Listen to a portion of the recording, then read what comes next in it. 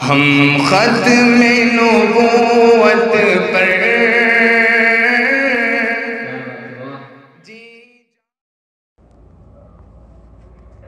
نحمده ونصلي على رسوله الكريم اما بعد اعوذ بالله من الشيطان الرجيم بسم الله الرحمن الرحيم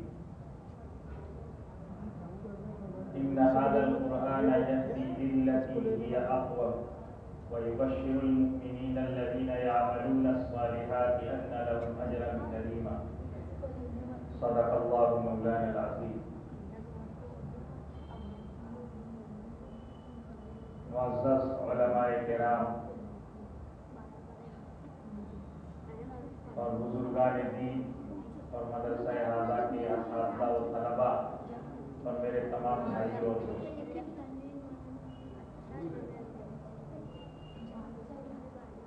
آج کئی مہینوں کے بعد اس طرح کی مجلس میں ہم سب کو جمع ہونے کا اللہ نے اپنے کرم سے موقع نصیب فرمایا. پیچھے جو رمضان گزرا تو ایسی حالت میں گزرا کہ ہم نمازوں میں بھی سب جمع نہیں ہو سکتے. چھوٹی چھوٹی جماعتیں کر کے نمازیں پڑھی گئی، مختلف جگہوں پر تراویح پڑھی گئی، اور جمع ہو کے کچھ کہنا سننا یہ تو ایک خواب اور خیال سا بن گیا. اللہ نے آج اپنے کرم سے یہ موقع نصیب فرمایا. ہم سب کے جمع ہونے کو اللہ تعالیٰ قبول فرمائے. آپ حضرات کو دعوت پہنچی اور اس پروگرام کی خبر ملی تو یہاں تشریف لائے، اور سڑک پر بورڈ لگا ہوا ہے مقرر خصوصی. تو آپ تو اس مجلس میں تشریف لائے اور مقرر خصوصی کے نام سے مجھے طے کیا گیا. ہر آنے والے کا میرے اوپر حق بن گیا. آپ تو اپنی طلب لے کے آئے اور یقیناً آپ اپنی طلب میں صادق ہیں، اور میں پھر دعا کرتا ہوں کہ اللہ تعالیٰ آپ کے یہاں آنے کو قبول فرمائے. لیکن آپ کی اس طلب صادق کا حق ادا کرنا یہ میرے بس کی بات ہے. علمی اعتبار سے فلاش ہوں، کوئی اپنی نسبت نہیں ہے. مدتوں سے آپ ہی کے درمیان رہا ہوں، کبھی موقع ملا کچھ کہنا سننا ہو گیا. لیکن مجلس کا حق ادا کرنا اور مجلس میں آنے والوں کا حق ادا کرنا یہ بڑی ذمہ داری کی بات ہے. اللہ تعالیٰ مجھے معاف فرمائے. لیکن کیونکہ اعلان ہوا ہے تو کچھ کہنا بھی ضروری ہے. میں معذرت کر کے یہاں سے چلا جاؤں تو یہ بھی مناسب نہیں ہے. کچھ نہ کچھ کہنا بھی ضروری ہے. تو کیا کہا جائے؟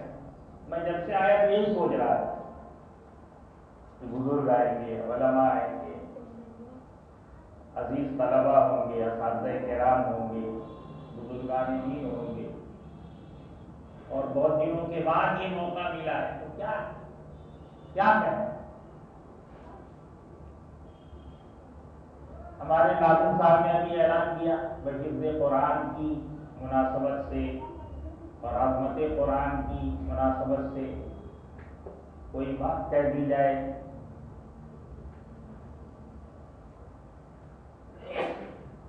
تو سوچتے سوچتے یہ خیال پیدا ہوا کہ موجودہ حالات جس میں اس وقت ساری انسانیت مبتلا ہے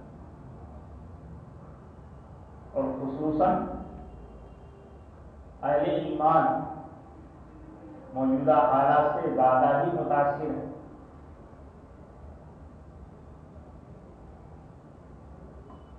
تو اس کا اور قرآن پاک کا کچھ ربط ہے، جوڑ ہے کہ نہیں؟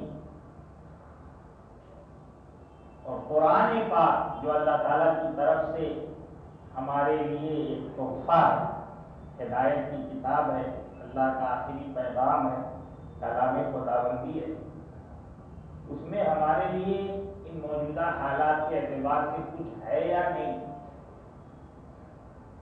تو مجھے یہ لگا کہ اس مناسبت سے اس بارے میں کچھ باتیں عرض کر دی جائیں۔ دیکھو، بیان، تقریر آپ اچھی سے اچھی سن سکتے ہیں، اور ہمارے بہت سے احباب ایسے ہیں جو بہترین تقریر آپ کو سنا سکتے ہیں، لیکن بیان کے بعد اور تقریر کے بعد اگر سننے والوں میں داعیہ عمل نہ پیدا ہو اور کہنے والوں کی طرف سے مطالبہ عمل نہ ہو تو وہ ایک رسمی بات ہو جائے۔ اس لیے اس عنوان کی مناسبت سے جو میں نے آپ کے سامنے عرض کیا، مختصر سی کچھ باتیں رکھ کر آپ سے کچھ مطالبہ کروں۔ مطالبہ یعنی آپ یہ مت جانیں میں چندہ مانگوں گا، ووٹ مانگوں گا، نوٹ مانگوں گا۔ آپ سے عزائم، آپ کے عزائم اور آپ کے ارادے متحرک ہونا چاہیے، اور آپ کے اندر اس بات کے عزائم ہونا چاہیے کہ نہیں، جو بات سنی گئی ہے یہ بہت ضروری ہے، اور انشاءاللہ ہم اس کو پورا کرنے کی کوشش کریں گے۔ نیت کرنے آپ حضرات انشاءاللہ ضرور پورا کرنے کی کوشش کریں۔ یہ زمانہ فتنے کا ہے، چاروں طرف سے فتنے، اور اہل باطل کی طرف سے ایسی سازشیں اور ایسے طریقہ کار اور ایسے حربے اپنائے گئے ہیں کہ اہل ایمان کا ہر گھر اور ہر گھر کا ہر فرد اس کا نشان ہے، ہر گھر اور ہر فرد اس کا نشان ہے۔ فتنوں کی برسات بوچھار، بچنا مشکل ہو جائے۔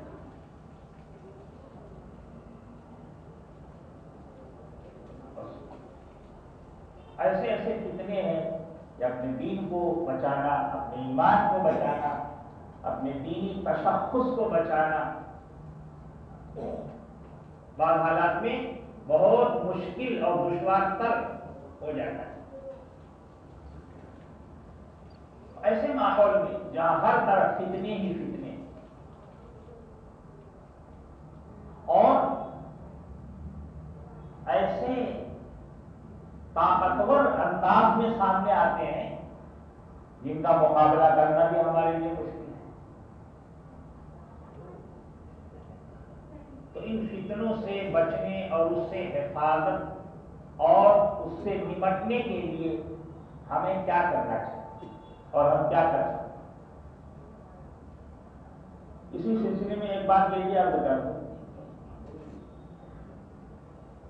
ستیزہ کار رہا ہے ازل سے تا امروز، چراغ مصطفی سے شرار بھولانی۔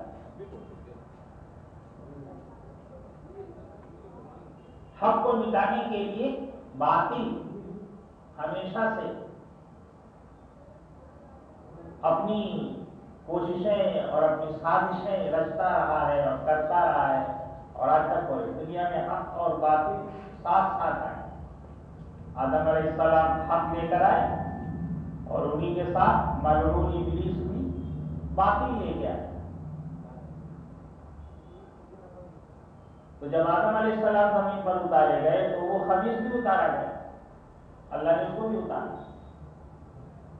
حق اور باطل تو زمین پر ساتھ ساتھ ہے،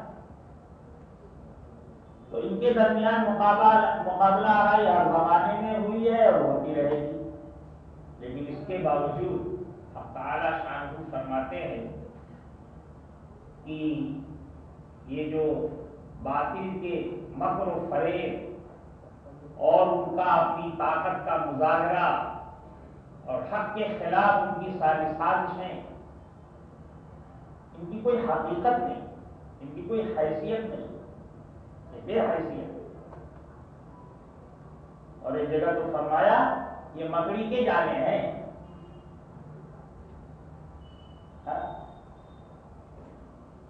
یہ مکڑی کے جالے ان میں دم نہیں، لیکن ہم کمزور ہیں، اور آدمی جب کمزور ہو تو مکڑی کے جالوں کو صاف کرنے کے بجائے انہی میں الجھ کر پھنس کر ہار جاتا ہے۔ کمزور آدمی جس کا دم گھٹتا ہو، گرد و غبار جھیل نہ سکتا ہو، وہ اگر مکڑی کا جالا صاف کرنے کے لیے کوشش کرے تو چند جھاڑو مارے گا اور ہاتھ ڈال کے وہ بھی اپنا کام ادھورا چھوڑ کر کے نکل جائے گا۔ یعنی مکڑی کے جالوں کو صاف کرنے سے بھی عاجز آ جائے گا۔ تو باطل کی یہ طمطراق اور یہ چکاچوند اور ان کا یہ اثر و رسوخ اس وجہ سے مؤثر نظر آ رہا ہے کہ ہم اندر سے کمزور ہیں۔ وہ طاقتور نہیں، ہم کمزور ہیں۔ تو ہمیں ان کی طاقت سے متاثر ہونے کے بجائے اپنی کمزوریوں کو دور کرنے کی ضرورت ہے۔ قرآن نے کہا وَإِن كَانَ مَكْرُهُمْ لِتَزُولَ مِنْهُ الْجِبَالُ، ان کی سازشیں، ان کی خفیہ تدبیریں ایسی ہوتی ہیں کہ پہاڑ بھی اس سے ٹل جائیں اور پہاڑ گر جائے اور پہاڑوں میں زلزلہ آ جائے۔ باطل کے مکر و فریب اور سازشیں ایسی ہوتی ہیں، لیکن ان سب کے باوجود یوں کہا کہ یہ مکڑی کے جالے ہیں، ان سے ڈرنے اور خوف کھانے کی ضرورت ہے۔ تو فتنوں کے اس ماحول میں ہمیں کرنے کی کیا، ہمیں کیا کرنا چاہیے،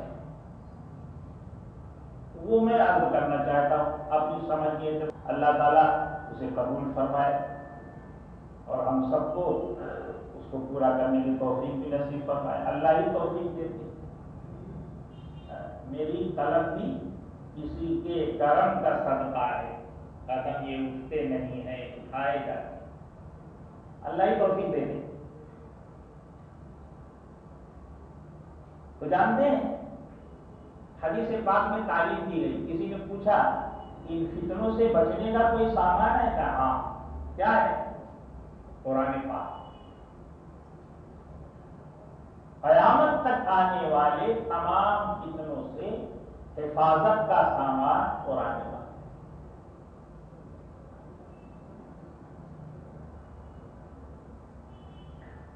یہ آپ کو فتنوں سے بھی بچائے گا، یہ آپ کی اندرونی کمزوری کو بھی دور کرے گا اور آپ کو باطل کے مقابلے میں تازہ دم اور طاقتور بھی بنائے گا۔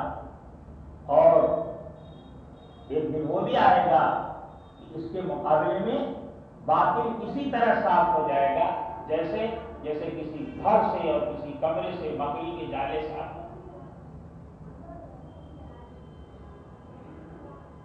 تو قرآن فتنوں سے حفاظت کر دیتا ہے۔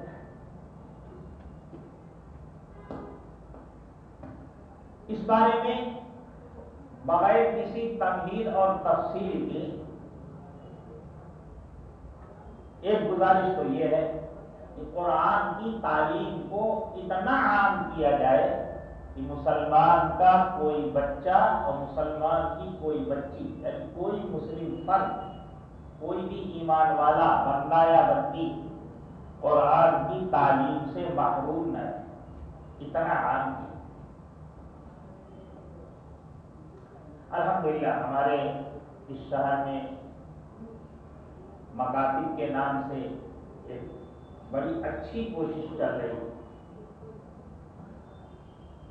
آج سے تقریباً 8-10 سال پہلے ایک مرتبہ رمضان میں بیرون کے مہمانوں کے ساتھ ایک علاقے میں جماعت میں چلنا ہوا۔ رمضان ختم ہوا، عید آئی، عید کی چھٹیاں ختم ہوئیں، مکاتب اور مدارس کے کھلنے کا وقت آ گیا۔ تو ایک علاقے میں جماعت چل رہی تھی بیروت کے ساتھ، اس میں مصر کے اور یمن کے اور عرب احباب تھے۔ تو ایک مصری بھی تھا، عبد الرحمان نام تھا اس کا، اور اس کا مکان جو تھا ازہر یونیورسٹی کے صدر گیٹ کے سامنے اس نے بتایا میرا مکان وہاں۔ تو نوجوان ساتھ میں. تو ایک مدرسہ قریب میں تھا جہاں میں جماعت پھیلی ہوئی تھی. مدرسہ کھلا تو وہاں کے اساتذہ نے درخواست کی کہ بھائی یہ مہمان حضرات آئے جماعتوں میں چل رہے ہیں مدرسے میں آ جاتے. تو اچھا ٹھیک ہے چلیں گے مدرسے میں چلیں گے. گئے مدرسے میں پوری جماعت گئی. وہ عالم مہمانوں نے بچوں کو قرآن پڑھتے ہوئے اپنے اپنے اساتذہ کے سامنے، کیونکہ ہمارے یہاں مدرسوں میں ابھی فرش نشینی چھوٹی نہیں ہے، خدا کرے یہ باقی رہے. بہت سی جگہ تو ہم تو فرش سے ذرا بلند ہو گئے، خاص طور سے شادیوں کے کھانے میں. اللہ امت کو سمجھ نصیب فرمائے. لیکن مدرسوں میں الحمدللہ یہ ادا باقی، یہ تو ہمارے بزرگوں کی اسلاف کی ادا ہے اور خدا کرے یہ باقی رہے. تو بچے عام طور سے اساتذہ کے سامنے فرش پر بیٹھتے ہیں، ادب سے بیٹھتے ہیں، یوں نہیں جیسے چاہے بیٹھے. تو بچے بیٹھ کر اپنے اساتذہ سے کہیں ناظرہ پڑھ رہے تھے، قرآن پڑھ رہے تھے، کہیں قاعدہ پڑھ رہے تھے، مختلف درجات تھے. تو گھوم کر جماعت نے یہ سب دیکھا، بہت خوش ہوئی، بہت متاثر ہوئی اور بڑی دعائیں دی. واپس جماعت مسجد میں گئی تو وہ مصری جو تھا اس سے کہنے لگا کہ شیخ عبد الفتاح، یہ جو قرآن کی تعلیم کا یہ سلسلہ ہے تمہارے بزرگوں نے بڑا کام کیا اور ہم تم سے پوچھتے ہیں کہ کیا ہم اپنے علاقوں میں یہ سلسلہ قائم کر سکتے ہیں. اس کے اس سوال سے مولانا مجھے تو بڑی حیرت ہوئی. مجھے بڑی حیرت ہوئی. تو میں نے اس سے کہا کہ بھائی آپ تو مصر کے اور ازہر کے فاضل ہو، اور ازہر اسلامی دنیا میں ایک بڑا اونچا مقام رکھتا ہے، علمی مقام رکھتا ہے، اور مصر تو اسلام کا گہوارہ ہے، اسلامی ملک ہے، اسلامی حکومت ہے. وہاں کے بارے میں آپ مجھ سے پوچھتے ہو کہ یہ قرآنی مکاتب کے سلسلے وہاں قائم کیے جا سکتے ہیں یا نہیں. تو مجھے بڑی حیرت ہو رہی ہے. وہاں کیا مشکل ہے؟ وہاں زیادہ کیا کر سکتے ہیں. مشکل تو ہو سکتی ہے ہمارے لیے کہ ہم اس ہندوستان میں، جو ہندوستان سے زیادہ کفرستان ہے، یہاں رہ رہے ہیں، یہاں قدم قدم پر دشواریاں ہیں، لیکن اس کے باوجود ہمارے بزرگوں کی کوششوں اور ان کی بے پناہ قربانیوں کے طفیل میں اللہ تعالیٰ نے ہمیں یہ ترتیب عطا فرمائی کہ ہم جہاں چاہتے ہیں اور جہاں ضرورت ہوتی ہے مکتب قائم کر لیے جاتے ہیں. تمہارے یہاں کیا مشکل؟ تو اس نے وہاں کے حالات بتائے اور کہا کہ آپ یہاں بیٹھ کر کے ہماری مشکلات کا اور اس کام کی دشواریوں کا تصور نہیں کر سکتے، اس لیے آپ ایسا کہہ رہے ہیں. تو خیر انہوں نے جو کہا بہت ساری باتیں ہوئی تو وہ تو وہی ختم ہوئی. لیکن میں اب یہ کرنا چاہتا ہوں کہ یہ کتنی بڑی اللہ کی نعمت ہے کہ ایک ایسے ملک میں جہاں نظام حکومت دوسروں کے ہاتھ میں ہے اور آئے دن ہے نا بھائی شک کی نگاہ سے دیکھتے ہیں اور ان مدارس اور مکاتب کو بند کرنے اور ان کو ختم کرنے اور ان کے راہوں میں دشواریاں کھڑی کرنے کے لیے راہ دن وہ پلان بناتے رہتے ہیں. اس کے باوجود یہ مکاتب چل رہے ہیں اور ہمارے شہر میں تو اللہ کا بہت بڑا کرم. ایک گزارش تو یہ ہے کہ مکاتب کی تعلیم کا یہ سلسلہ اتنا عام کیا جائے کہ بڑا ہو یا چھوٹا، کوئی بچہ یا بچی، کوئی ایمان والا مرد یا عورت قرآن کی تعلیم سے اور دینیات کی ابتدائی تعلیم سے محروم نہ رہے. میں چاہتا ہوں کہ یہ پورا مجمع اس کی نیت کر کے اٹھے، انشاءاللہ کریں گے، نیت کریں گے، کوشش کریں گے تو اللہ برکت دیجیے. تو الحمدللہ یہ سلسلہ ہے، اللہ اسے مزید ترقی نصیب فرمائے. آپ حضرات بھی اس کی کوشش کریں. دوسری بات، ان فتنوں سے اگر بچنا ہے تو قرآن کی تعلیم کے ساتھ ساتھ ان پڑھنے والوں کی ایسی تربیت کی جائے نا بھائی کہ قرآن زندگی کا ایک جزو بن جائے. اس میں بڑی کوتاہی ہے. قرآن کی تعلیم کی کوششیں جو ہو رہی ہیں اللہ اسے قبول فرمائے اور اسے ترقی بھی نصیب فرمائے، لیکن اس پہلو سے ابھی بہت کمزوری بات ہے.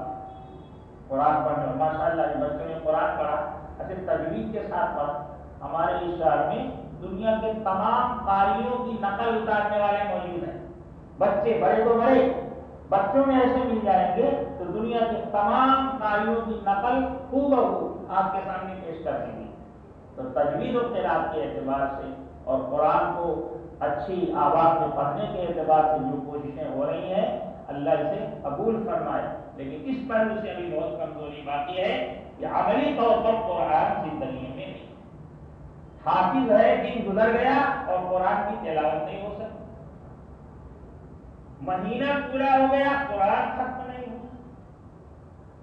اگر زمانے کے فتنوں سے بچنا ہے تو مجمع کے ایک ایک فرد سے میں یہ کہتا ہوں کہ قرآن کی تلاوت کے بغیر ہم زمانے کے فتنوں سے نہ اپنی حفاظت کر سکتے ہیں نہ اپنے گھر والوں کی حفاظت کر سکتے ہیں. اس لیے دوسری گزارش اس پورے مجمع سے میں یہ کر رہا ہوں کہ مجمع کا ایک ایک فرد یہ نیت کر کے اٹھے کہ قرآن کی تلاوت کیے بغیر زندگی کا کوئی دن ہم نہیں گزارے. اور انشاءاللہ قرآن کی تلاوت جیسے ہوا لینا زندہ رہنے کے لیے ضروری ہے، سانس لینا، اور زندہ رہنے کے لیے کھانا ضروری ہے اور پانی ضروری ہے، اور زندگی گزارنے کے لیے سطر چھپانے کے لیے لباس ضروری ہے نا بھائی، اور سر چھپانے کے لیے مکان ضروری ہے. ایسے فتنوں سے بچانے کے لیے ہماری زندگی میں قرآن تلاوت کے اعتبار سے عملاً ہونا بھی ضروری ہے. روزانہ قرآن کی تلاوت، قرآن کا حق. جو لوگ حافظ ہیں بہت بڑی دولت ہے ان کے پاس، اور ہر مسلمان کو فخر کرنا چاہیے. قرآن جیسی نعمت اللہ نے ہمیں دے دی. اتنا تو سب جانتے ہیں کہ ایک دنیا میں سب سے بڑی نعمت کیا ہے؟ ارے سب سے بڑی دولت ایمان. سوال جواب کرنے کا موقع نہیں ہے، یہ سوال جواب نہیں کرتے. ایمان سب سے بڑی دولت ہے. ایمان کے بغیر کسی کو نجات نہیں ملے. اور جن چیزوں پر ایمان لاتے ہیں وہ کیا ہے؟ آمنت باللہ وملائکتہ وکتبہ ورسلہ والیوم الآخر والقدر خیرہ وشرہ من اللہ تعالی والبعث بعد الموت. یہ ساری چیزیں ایمانیات کہلاتی ہیں. ان میں جتنی چیزیں ہیں وہ سب غیب میں. اللہ کی ذات، اس کی صفات سب غیب میں. اس کو دیکھ نہیں سکتے، اس کو چھو نہیں سکتے، اس کو محسوس نہیں کر سکتے. جنت، جہنم، آخرت، مرنے کے بعد قیامت سب غیب میں ہے. فرشتے جن پر ایمان لانا ضروری ہے مومن ہونے کے لیے وہ غیب میں ہے. تقدیر جو اللہ تعالیٰ کی طرف سے طے کی گئی ہے کائنات کے لیے، کائنات کے ہر ذرے کے لیے، بڑی بڑی ساری تقدیریں وہ سب غیب میں ہیں. انبیاء علیہ السلام اپنے اپنے زمانوں میں آ کر تشریف لے جا چکے، وہ بھی ہمارے لیے غیب بن چکے. ایک چیز قرآن جس پر ایمان لانا بھی ضروری ہے مگر وہ ہمارے ہاتھ میں، اور یہ وہ قرآن ہے جو تمام غیبی امور کا پتہ دیتا ہے. خود مشاہدے میں ہو کر سارے غیبی امور کا پتہ بتانے والی کتاب ہے یہ قرآن. اور یہ خصوصیت سوائے قرآن کے دنیا میں کہیں اور کسی چیز کی، یہ صرف قرآن. کتنی بڑی دولت قرآن ہاتھوں میں. گویا ایمان کا سرا ہمارے ہاتھ میں. اور جانتے ہیں اس کا پڑھنا کتنی بڑی سعادت ہے. آدمی کوئی اچھے بول بولتا ہے تو سننے والے کا جی چاہتا ہے کہ اس کا منہ چوم. کتنی بڑھیا بات ہے. حدیث شریف میں آتا ہے، حدیث شریف کا مضمون سنا رہا. حدیث شریف میں آتا ہے کوئی ایمان والا بندہ رات کو اٹھے اور مسواک کرے، تہجد کے لیے کھڑا ہو، اور جیسے ہی کہتا ہے، اس کے لیے حافظ ہونا ضروری نہیں ہے، چند صورتیں بھی حافظ ہوں اس کے لیے بھی یہ فضیلت ہے۔ رات کو اٹھا، مسواک کیا، وضو کیا، تہجد میں کھڑا ہو کر اس نے کہا الحمدللہ رب العالمین، خدا کے فرشتے اس کے منہ کو چومتے ہیں، اور تشبیہ کیا ہے حدیث شریف میں، جیسے پھولوں پر شہد کی مکھی بیٹھ کر پھولوں سے عطر چوستی ہے، ایسے خدا کا فرشتہ تہجد میں قرآن پڑھنے والے کے منہ سے اپنا منہ لگا کر، اس کے لب سے اپنے منہ کو لگا کر قرآن کے بول کو اس طرح سے چوستا ہے جیسے پھولوں کا عطر شہد کی مکھی چوستی ہے۔ بندہ تو کرنا ہے، فرشتے جیسی پاک مخلوق آپ کے لبوں کو بوسہ دے، یہ سعادت سوائے قرآن کے اور کسی چیز سے آپ حاصل نہیں کر سکتے۔ ہم تو بندے ہیں اور بندگی کے لیے پیدا ہوئے ہیں، اور بندگی ہمارا مقصد حیات ہے۔ بندگی کے جتنے طریقے ہیں اور جتنی شکلیں ہیں وہ ہم سے بہتر فرشتے ادا کرتے ہیں، رکوع، سجدہ ہم سے بہتر فرشتے کرتے ہیں، تسبیح، ذکر، تلاوت۔ لیکن قرآن کی تلاوت یہ وہ عبادت ہے جس کی طاقت فرشتوں کو نہیں۔ تسبیح ہم بھی پڑھتے ہیں، فرشتے بھی پڑھتے ہیں، رکوع ہم بھی کرتے ہیں، فرشتے بھی کرتے ہیں، روزہ اور فرشتوں کا تو روزہ ہی روزہ، ان کا تو کھانا پینا ہی نہیں، وہ تو رات میں روزے ہی میں رہتے ہیں۔ حج، طواف، فرشتے وہ سب کرتے ہیں، لیکن قرآن کی تلاوت یہ وہ عبادت ہے جو صرف بندہ مومن کو اس دنیا میں دی گئی ہے۔ یہ وہ عبادت ہے کہ فرشتے بھی اس کی ادائیگی سے عاجز ہیں۔ قرآن کی تلاوت وہ عبادت ہے کہ جب بندے قرآن پاک پڑھنے کے لیے کہیں جمع ہو جاتے ہیں، فرشتے وہاں جمع ہونے لگتے، خود قرآن پڑھ نہیں سکتے، ان کے اندر یہ طاقت نہیں ہے کہ قرآن کی تلاوت کر، کلام خداوندی کی تلاوت کی طاقت فرشتوں میں نہیں۔ اب کتنی بڑی سعادت کی بات ہے کہ وہ کلام جسے فرشتے نہیں پڑھ سکتے، آپ تھوڑی سی محنت کر کے سیکھ لیں تو آپ کو وہ سعادت مل جاتی ہے۔ اس پر بھی اگر ہماری زندگی میں قرآن کی تلاوت نہ پیدا ہو تو شاید ہم سے بڑا محروم اس روئے زمین پر اور کون، کوئی نہیں۔ اس لیے بھائی دوستوں بزرگوں، یہ گزارش۔ اچھا ایک بات اور ہے، قرآن کی تلاوت عملاً ہر فرد کی زندگی میں ہونا چاہیے، اس کے بغیر زمانے میں اٹھنے والے فتنوں سے کوئی نہیں بچ سکتا، کوئی نہیں بچ سکتا۔ یہ تلاوت قرآن یہ مبارک عمل ہے، یہ اگر جزو زندگی بن جائے تو اس کی برکت سے اللہ تعالیٰ وقت کے اور زمانے کے فتنوں سے بچنے کی کوئی نہ کوئی سبیل ضرور پیدا کرے، اور اس کے علاوہ ہمارے پاس کوئی چارہ کار بھی نہیں۔ جانتے ہیں کیوں؟ ہم دنیا میں ہیں اور سب سے زیادہ محتاج ہیں۔ ارے زمین پر رہنے والی مخلوق کے سب سے زیادہ محتاج کون؟ انسان۔ سب چیزوں کے محتاج ہیں انسان۔ پوری کائنات میں جتنی چیزیں بنی ہیں ہماری ضرورت پوری کرنے کے لیے تو اللہ نے بنائی، ہم سب اس کے محتاج ہیں۔ یہ کائناتی مشین یا تو ہماری غذا یا دوا یا غذا اور دوا پیدا ہونے کا سامان ہے۔ یہ پوری کائنات چلتی ہے تو غذائیں اور دوائیں پیدا ہوتی ہیں اور ان سے ہماری زندگی آگے بڑھتی ہے۔ ہم سب محتاج ہیں کائنات کے۔ زمین پر چلنا ہماری مجبوری ہے، پانی پینا ہماری مجبوری ہے، کھانا کھانا ہماری مجبوری ہے، مکان میں رہنا ہماری مجبوری ہے، سواری پر چلنا ہماری مجبوری ہے، کپڑے پہننا ہماری مجبوری ہے۔ اس کے بغیر کوئی رہ سکتا ہے؟ اب ایک بات میں آپ کے ذہنوں میں ڈالنا چاہتا ہوں تاکہ تلاوت قرآن کی اہمیت دماغوں میں اور دل میں پیدا ہو اور آپ عزائم لے کر۔ دنیا کی ہر چیز میں ظلمت بھری، زمین میں ظلمت، پانی میں ظلمت، کھانے میں ظلمت، لباس میں ظلمت ہے، مکان میں ظلمت ہے، بستر میں ظلمت ہے، سواری میں ظلمت ہے، کیونکہ یہ سب مخلوق ہے۔ مخلوق ایسی چیز کا نام ہے جو ظلمت میں، عدم کی ظلمت میں گری ہے۔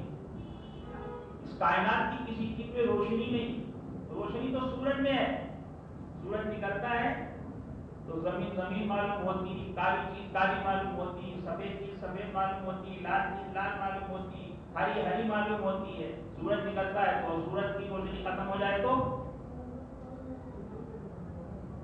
لال پیلے میں امتیاز رہتا ہے، سب ایک جیسی دکھتی، کیسی دکھتی؟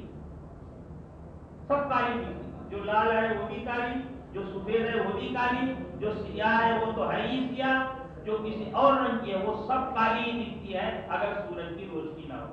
پتہ چلا کہ روشنی ان چیزوں میں نہیں ہے، روشنی تو سورج میں تھی۔ یہ چیزیں جو اپنی ذات کے اعتبار سے ظلمت سے بھری ہوئی۔ اب زمین پر چلتے ہیں تو زمین کی ظلمتیں اندر سپلائی ہوتی ہیں۔ پانی پیتے ہیں تو پانی اندر گیا پیٹ میں، اور پانی کی ظلمت قلب میں جاتی ہے۔ لباس پہنتے ہیں، لباس جسم پہ زیبتن کرتے ہیں، لیکن لباس کی ظلمت قلب میں سپلائی ہو جاتی ہے۔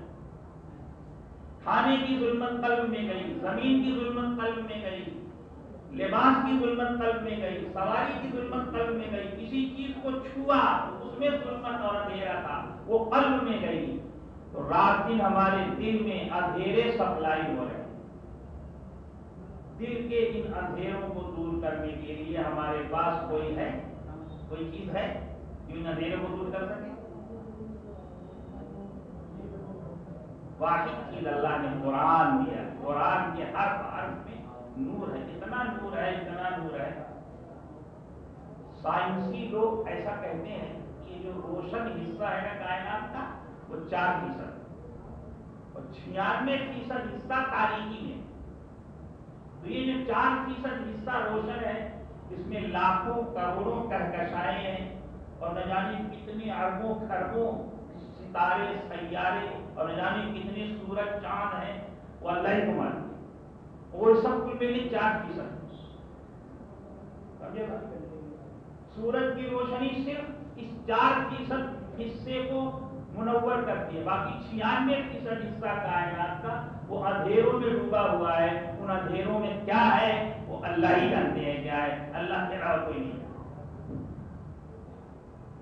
سورج اتنی روشن چیز، لیکن وہ کائنات کے 4% حصے کو روشنی بخشتا ہے۔ قرآن کے ہر حرف میں خدا نے اتنا نور بھرا ہے، اگر وہ ظاہر ہو جائے تو یہ 4% نہیں، وہ جو 96% اندھیرا ہے نا، قرآن کے ایک حرف کے نور سے وہ بھی جگمگا، اتنا نور ہے اللہ کی طرف۔ ذات خداوندی کے اندر سے ظاہر ہوا ہے، اس کے نور کا کوئی اندازہ نہیں کیا جا سکتا۔ یہ قرآن جو ساری کائنات کے اندھیروں کو دور کرنے کی روشنی اپنے اندر ہر حرف میں رکھتا ہے، وہ قرآن ہمارے ہاتھوں میں ہے۔ اگر اس کی تلاوت کر کے اپنے دل کی ظلمتوں کو ہم نہ دور کر سکیں تو ہم سے گھٹیا انسان اس زمین پر اور کون؟ تو زمین کی، کائنات کی چیزوں کی ان ظلمتوں سے اگر اپنے دلوں کو بچانا ہے اور اپنے دلوں کو نورانی بنانا ہے تو میرے بھائیوں دوستوں بزرگوں، میں مجمع کے ایک بھائی سے یہ گزارش کرتا ہوں کہ عزم لے کر جائیں کہ قرآن کی تلاوت ایسا زندگی میں اس طرح لازم کر لیں کہ زندگی کا کوئی بھی خوشی کا ہو، غمی کا ہو، مصروفیت کا ہو، فرصت کا ہو، تلاوت قرآن کے بغیر نہیں گزرے گا۔ جب قرآن کی تلاوت ہوگی تو تلاوت قرآن کی برکت سے قلب کے اندر وہ نورانی کیفیت پیدا ہوگی کہ کائنات کی یہ ظلمتیں چھٹ کر دل کو نورانی بنا دیں گی، اور فتنے آئیں گے تو نورانی دل پر فتنوں کا اثر نہیں ہو سکتا۔ فتنے وہی اثر کرتے ہیں جہاں دل میں ظلمت، اور دل کی ظلمتوں کو دور کرنے کے لیے یہ قرآن بہترین نسخہ اللہ نے ہمیں۔ دوسری گزارش پورے مجمع سے مجھے یہ کرنی، اور ایک تیسری گزارش اور، زمانے کی یہ فتنے جس کا شکار آج امت اور امت کے افراد ایسی حالت میں ہے کہ کسی کی سمجھ میں نہیں آ رہا ہے کیا کرے. یہ فتنے کیوں سروں میں ملانے لگے؟ اس کی بنیادی وجہ کیا ہے؟ اس کی بنیادی وجہ یہ ہے، موضوع بڑا نازک ہے لیکن بہت ضروری ہے کہ ہر ایمان والا اس کو سمجھے اور محسوس کرے.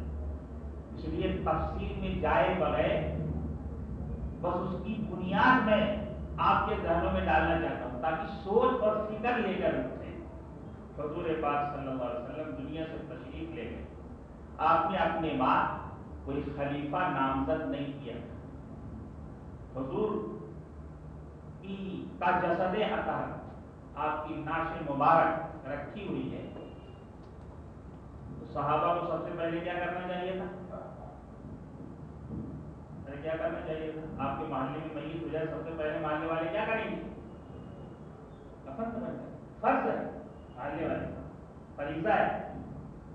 محلے والے اس کی تکفین و تدفین کا انتظام کریں. یہاں تو حضور پاک صلی اللہ علیہ وسلم کا انتقال ہوا. اب صحابہ کا مجمع ہے، فرض ہے ان پر کہ آپ کی تکفین و تدفین کا انتظام کریں. لیکن سارے صحابہ اس تکفین و تدفین کو چھوڑ کر ایک دوسرے کام میں مشغول ہیں. کیا میں مشغول ہیں؟ ہاں، حضور دنیا سے چلے گئے، خلیفہ منتخب کر لو. انصار مہاجرین سب کے سب وہاں مشغول ہیں خلافت طے کرنے میں. اس واقعے کو اور اس چیز کو لکھ کر ہمارے حضرت شاہ ولی اللہ محدث دہلوی رحمۃ اللہ علیہ نے ایک بات لکھی کہ اس امت پر خلافت کا قائم کرنا فرض ہے اور اہم الفرائض میں سے. جیسے صحابہ پر فرض تھا، اگر فرض نہ ہوتا تو تکفین و تدفین نبوی کے فریضے کو چھوڑ کر خلافت طے کرنے کے عمل میں صحابہ کبھی مشغول نہ ہوتے. فرض پر غیر فرض کو مقدم کرنا چاہیے. حضور پاک صلی اللہ علیہ وسلم کے بعد صحابہ نے خلافت قائم کی.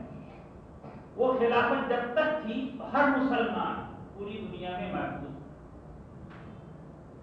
دین بھی محفوظ تھا اور ایمان والے بھی محفوظ تھے. خلافت کے ہوتے ہوئے دنیا میں کسی کو یہ جرأت نہیں تھی کہ کسی مسلمان پر اور مسلمان کے کسی علاقے پر ہے نا بھائی بیجا دست درازی کر سکے. خلفاء میں ایک خلیفہ گزرا ہے معتصم باللہ، جو بہت زیادہ کم طراق والا خلیفہ نہیں تھا. اس کے زمانے میں ایک مسلمان خاتون کو گرفتار کر لیا عیسائیوں نے اور ایک قلعے میں قید کر اور اس پر بے پناہ ظلم اٹھائے تو اس کے منہ سے نکلا واہ معتصما، آئے معتصم تم کہاں؟ اب خلیفہ تو بغداد میں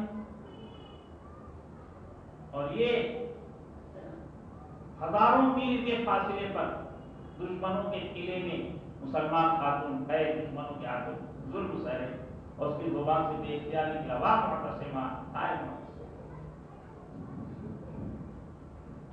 تو اس علاقے میں ایک تاجر، مسلمان تاجر تجارت کی غرض سے گیا ہوا تھا. اس نے یہ واقعہ سنا، فوراً وہاں سے واپسی کا سفر کر کے بغداد پہنچا اور معتصم باللہ کے دربار میں حاضر ہو کر کے یہ واقعہ سنا ہے.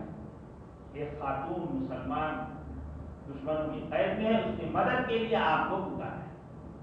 تو معتصم باللہ نے کبھی کوئی مارکا سر نہیں کیا، لیکن جب یہ بات سنی تو اسلامی غیرت جوش میں آئی اور فوراً اس نے اپنی مجلس شورا بٹھائی اور کہا یہ قلعہ کہاں ہے اور اس قلعے تک پہنچنے کا راستہ کہاں ہے، مجھے صرف اتنا بتا دو. پھر مجھے اس کی پرواہ نہیں یہ کتنا مضبوط قلعہ ہے اور دشمنوں کی تعداد کتنی ہے، مجھے اس کی کوئی پرواہ نہیں. اور یہ فیصلہ کر کے اسی مجلس میں اپنے سواروں کو کوچ کرنے کا حکم دیا اور جو راستہ مہینوں میں طے ہو سکتا تھا وہ چند دنوں میں طے کر کے قلعے کا محاصرہ کیا اور اس مسلمان خاتون کو ہی نہیں بلکہ اس پورے علاقے کو فتح کر خلافت قائم کی تو یہ نہیں ہو سکتا تھا کہ کوئی کسی مسلمان کی جان مال عزت و آبرو پر ہاتھ ڈالے. یہ خلافت ٹوٹ گئی. 1918 میں تو خلافت ٹوٹنے کا اعلان ہوا ہے اور 1924 میں خلافت کے خاتمے کو ساری دنیا میں قانونی حیثیت دے دی گئی کہ اب پوری زمین پر کوئی خلیفہ نہیں ہو سکتا اور کوئی خلافت نہیں قائم ہو سکتا. اس وقت سے آج تک امت خون کے آنسو بہا ہے. نہ جان محفوظ، نہ مال محفوظ، نہ دین محفوظ، نہ عزت محفوظ، نہ آبرو محفوظ. خلافت کے ٹوٹنے کی وجہ سے فتنوں نے سر اٹھائے اور ان فتنوں کی سرکوبی کرنے والا کوئی نہیں اور نہ ان فتنوں کا رخ موڑنے والا اور ان فتنوں سے امت کو بچانے والا کوئی. تو جو فریضہ صحابہ پر قائم تھا خلافت ٹوٹنے کے بعد آج کی امت پر وہ فریضہ باقی ہے کہ نہیں؟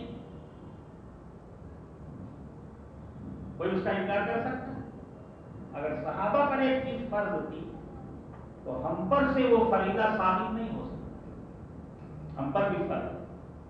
میں اس پورے مجمع کو جو پیغام دینا چاہتا ہوں، جو گزارش کرنا چاہتا ہوں، پیغام تو کیا میں دوں گا، آپ کے بھائی ہوں، ایک گزارش کرنا چاہتا ہوں کہ کم سے کم یہاں آیا ہوا ہر بھائی اس مسئلے کی اہمیت کو لے کر اور اپنے دل میں محسوس کر کے اٹھے واقعی کتنا بڑا اہم مسئلہ ہے.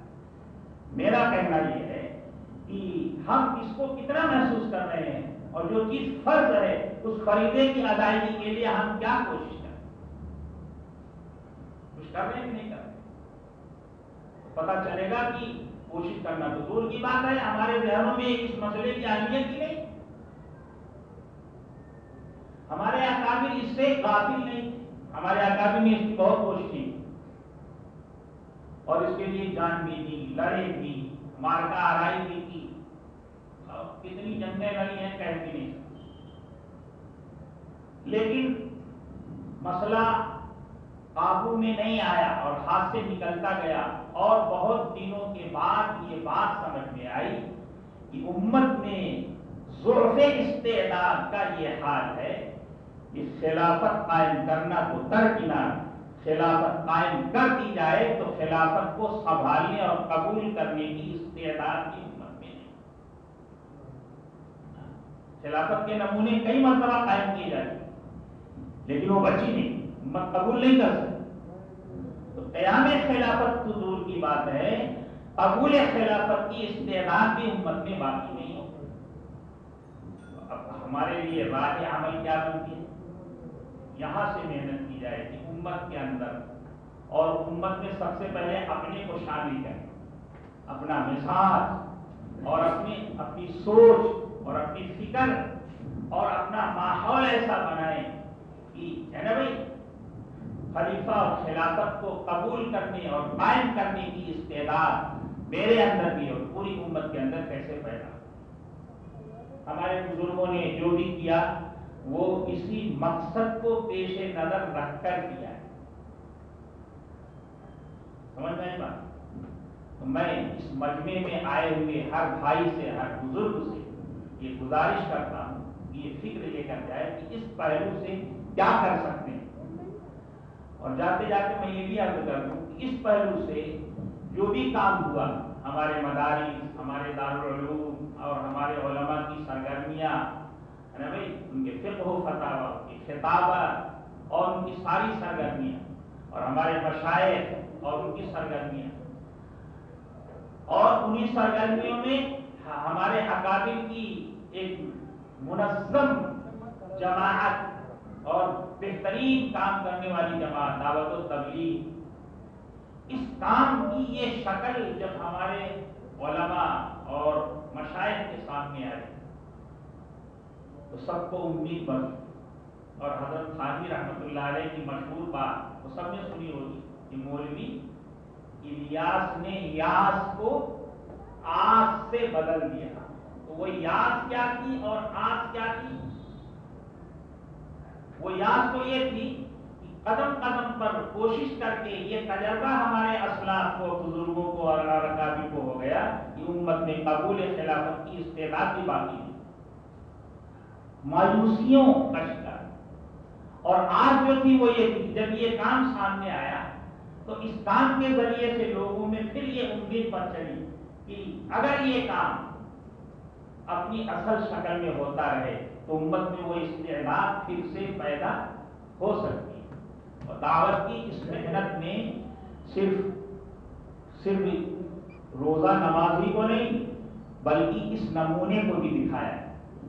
پوری دنیا میں آپ تصور نہیں کر سکتے کہ عرب عجم کے ماتحت ہو کر چلیں، لیکن اس کام میں ساری دنیا کو دکھایا کہ عربوں کی بڑی بڑی جماعتیں، ہمارا ہندوستانی عالم اور مولوی جو نوجوان اور جسے عربی کی کوئی زیادہ شربت بھی نہیں ہے، اس کی ماتحتی میں بڑے بڑے مشائخ عرب کے کئی کئی مہینے اپنا اس کی ماتحتی میں گزارتے ہیں اور کسی کو کسی سے شکایت نہیں ہوتی۔ تو عرب و عجم کی جو تفریق تھی دھیرے دھیرے اس کام کے ذریعے سے مٹ گئے۔ کالے گورے کی تفریق اس کام میں مٹا کر ساری دنیا میں نمونے قائم کیے۔ امیر و غریب کی تفریق مٹا دی۔ ایک جماعت ہے، جماعت میں امیروں کی ہے نا بھائی ایک جماعت، اور اس میں ان کے خادم اور نوکر بھی چل رہے ہیں۔ اب شیخ صاحب کے بارے میں مشورے سے طے ہوا کہ آپ کھانا بنائیں گے، وہ انکار کرتے، ارے جماعتوں میں جانے والے جانتے ہیں تو کبھی نہ نہیں بلکہ خود دلی سے کرتے۔ تو اپنے نوکروں کے لیے چائے بناتے، چولہا دھوتے، پلیٹیں دھوتے، دسترخوان بچھاتے اور کھانا بنا کر ان کو کھلاتے، اور شکایت کسی سے نہیں کہ میرا نوکر ہے۔ تو امیر اور غریب، بڑے اور چھوٹے ہے نا بھائی، اور یہ جو تفریقیں ہیں جس میں امت بڑھ گئی، ان تمام تفریقوں کو مٹا کر امت میں امت بنے کی شان پیدا کرتا جا رہا تھا کہ دعوت و تبلیغ کا یہ کام، اور اس کام سے ہمارے اکابر میں یہ امید بن چکی تھی کہ امت میں خلافت کی استعداد اس کام کے ذریعے سے پیدا ہو سکتی ہے۔ اس وقت یہ کام خطرے میں ہے۔ میں یہ گزارش کرتا ہوں اس پورے مجمع سے، اس کام کی اور کام کرنے والے عملے کی حفاظت کے لیے جو تعاون کر سکتے ہو وہ تعاون کریں، نظر انداز کر کے نہ گزر جائے۔